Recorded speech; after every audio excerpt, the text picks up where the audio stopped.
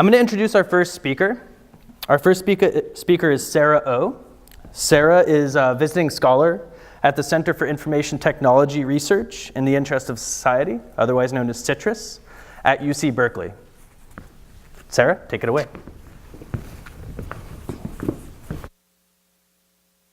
Go off of. Great. Hi, everyone.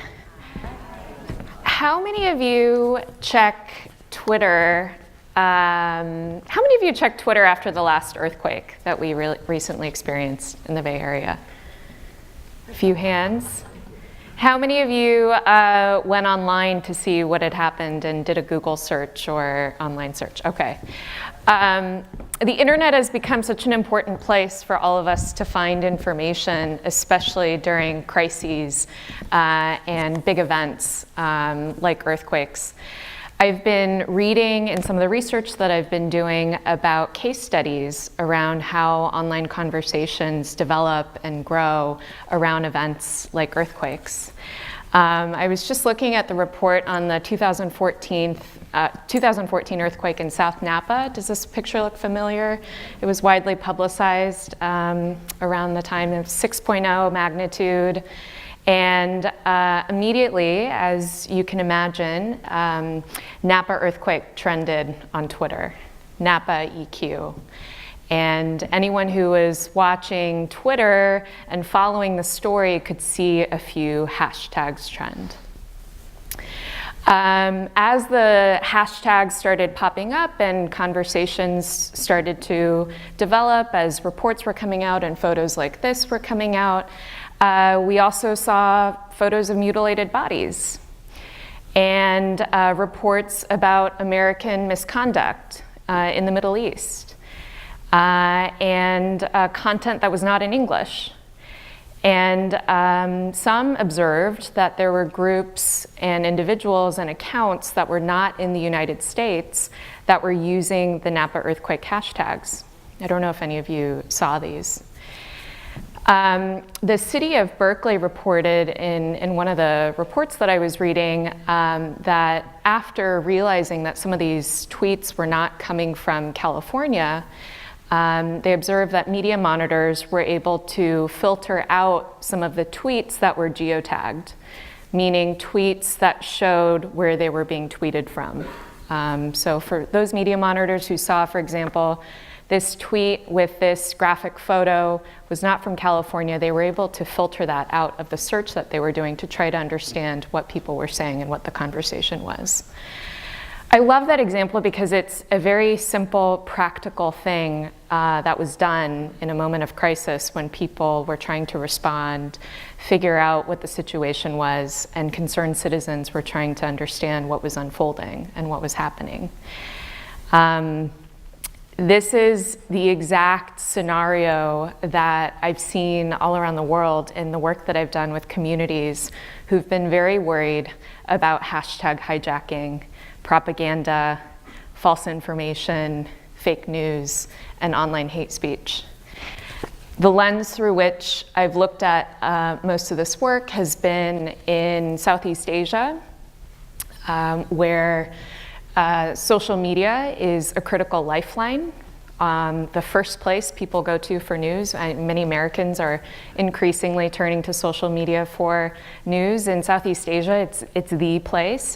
Imagine if you had every newspaper that you read plus all your social media outlets on one platform. That's the experience that a lot of the audiences that I was working with had in that region. And I also have done a lot of work in the Western Balkans, where there are concerns not only about Russia and domestic forces that are trying to hijack conversations there, but also terrorist groups such as ISIS and their supporters trying to influence public opinion and shape news and how it's received. So in these environments, it's challenging to push back. They may not have savvy media monitors who are employed to follow conversations. It may be really hard to know what credible sources of information could potentially mitigate any confusion about what's happening. It's very hard to access some of the decision makers that might be able to help them in moments of crisis. And in some places, there's no credible sources of information at all.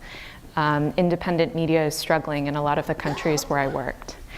So the perspective that I bring to thinking about how to push back on false information and propaganda is in an environment where fake news can mean life or death. And there are very few institutions to fall back on.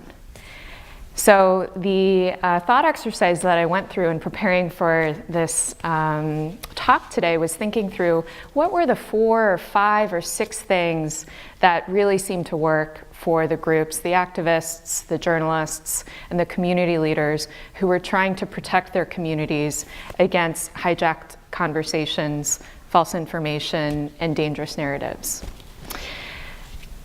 At the highest level, they all have to do with how humans interact with information. You'll hear today from the platforms about better ways to engage online on specific platforms.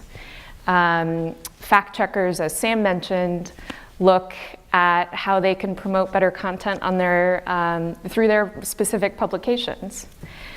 But I'd encourage you and I'd invite you to zoom out and think about what on a human level and as individuals can we begin thinking about to begin cracking this problem, and think about how we build resilience as a community to deal with specific attacks around disinformation, to deal with rumors and dangerous narratives.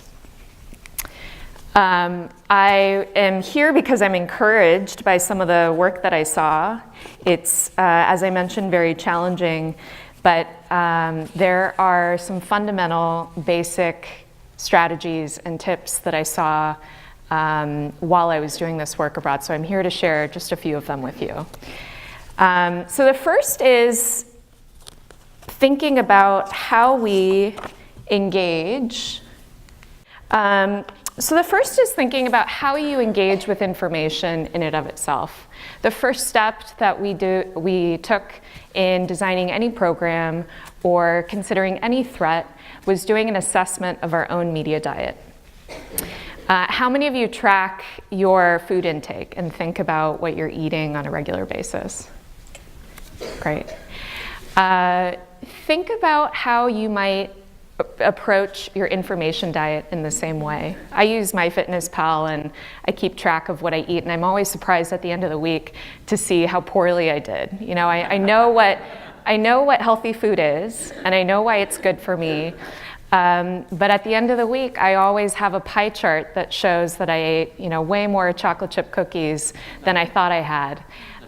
But it's that process of tracking that data and taking a look at it that allowed me to see that my habits weren't necessarily aligned with the values that I cared about or the goals that I had.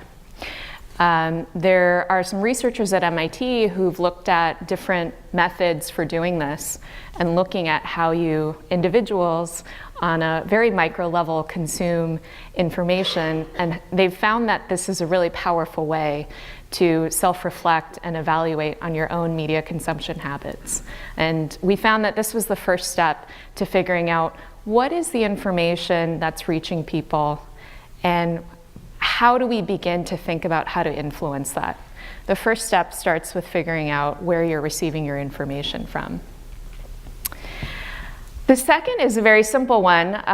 When you think about how false information spreads or how rumors begin to proliferate in the environments that I talk about, we saw that there were simple behaviors that individuals were taking that they weren't always aware of. So we've kind of done a media assessment. We sort of know how people are engaging with information and media.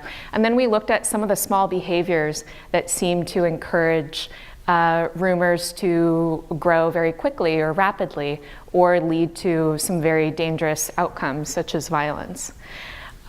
There's really interesting work that's been done about sharing.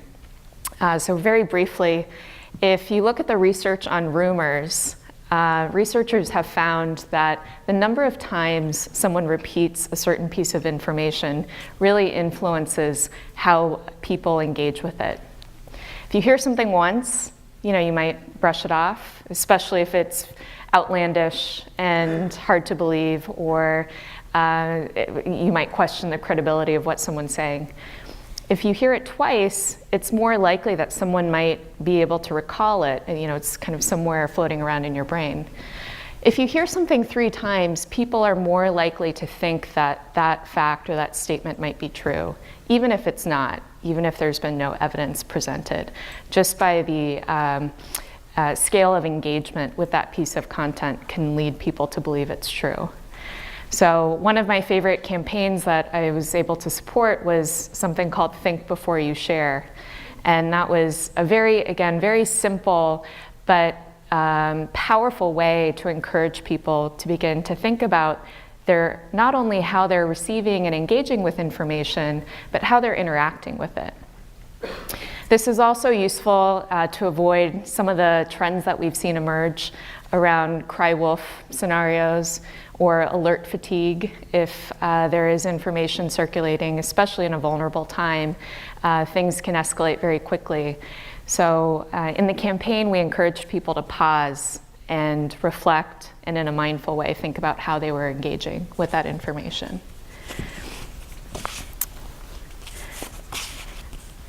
The third thing, so if we're thinking about this as going up in a scale of engagement, we started with thinking at a very basic level how we're engaging with information, how we're interacting with engagement.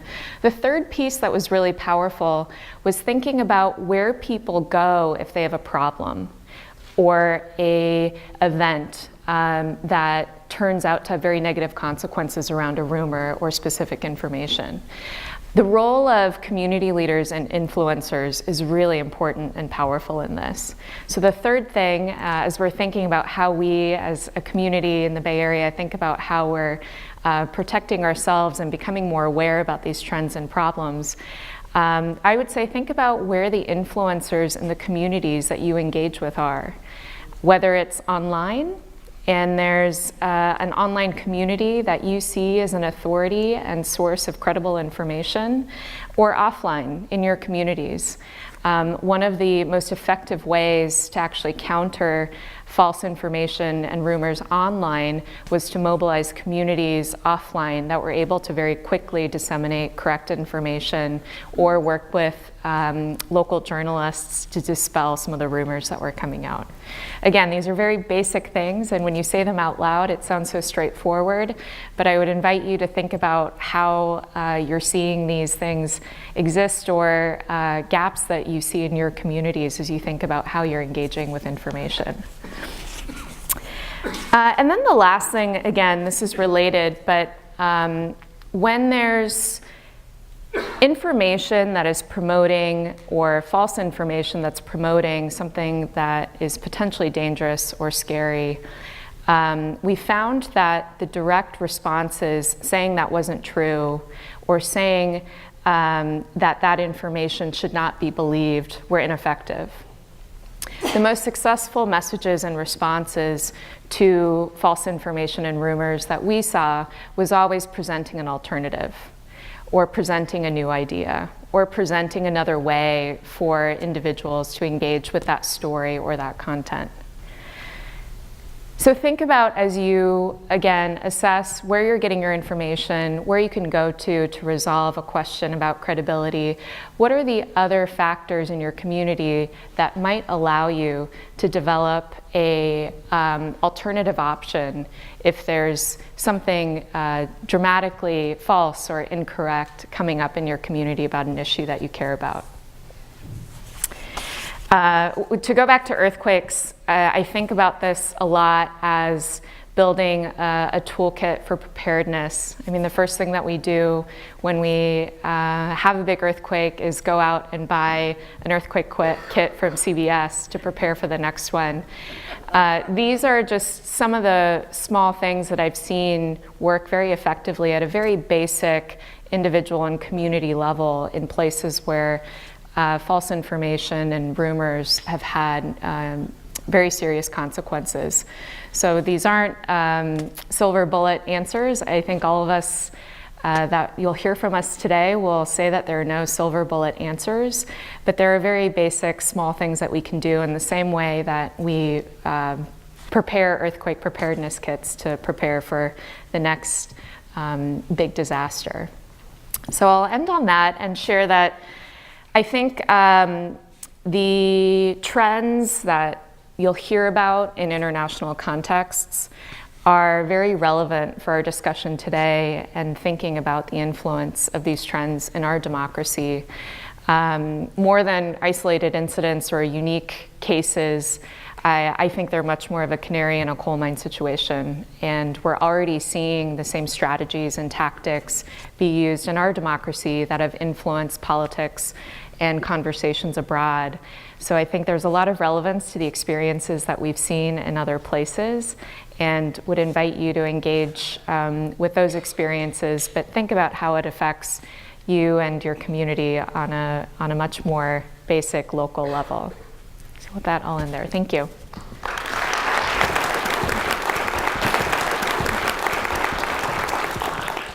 And moving to Sarah O. One of the things you talked about was having an alternative way of engaging with information. If contradicting false news doesn't work and giving alternative information does, what does that mean to you? Like, so what are examples of that? Yeah, a great example that many people teach now is looking at some of the interventions that were designed around the Kenyan elections that were very violent a few years ago. Lots of division in society, groups with opposing views, and a lot of people out there whipping up hate speech, rumors, false information. The groups that designed the interventions then were looking at texts. Everyone had feature phones. The most scary things that were reported were people en masse sending false information to voters on election day.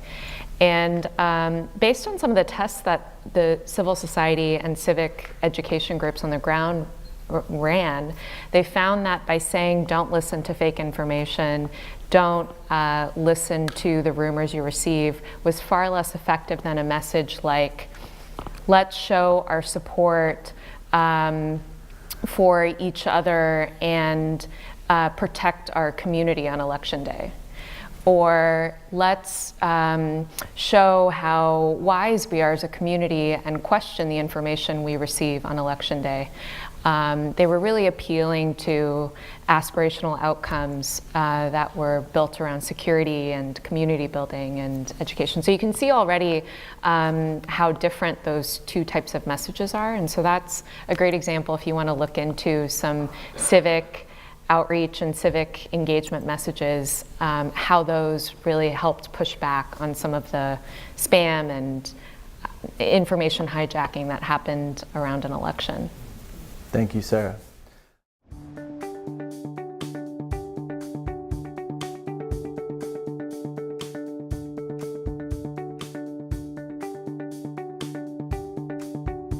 You're watching MCTV, Millbrae Community Television.